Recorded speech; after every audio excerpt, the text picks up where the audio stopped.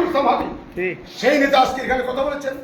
উনি যে কথা বলেছেন ওই কথা আমরা অক্ষর অক্ষরে পালন করব। আজকে হাবিবুল ইসলাম হাবিব বলেছেন যে অনেক নতুন মুখ আসবে, তাদেরকে আমরা সম্মান করব।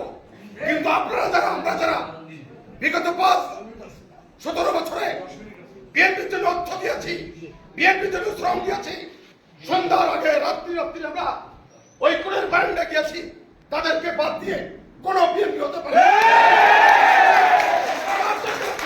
আমার দরকার আছে।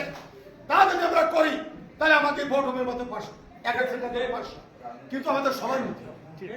আমাদের রাশেদের দরকার, আমাদের সবার দরকার।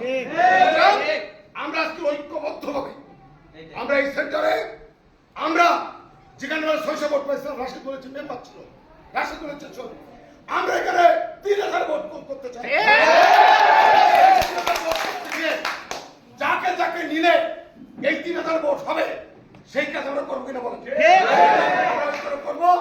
আর হাবিবুল ইসলাম হাবিব যে নির্দেশনা দিয়েছে সেই নির্দেশনা অক্ষর অক্ষরে পালন হবে, কারণ নেতা যেটা বলেন সেইটাই উনি করেন।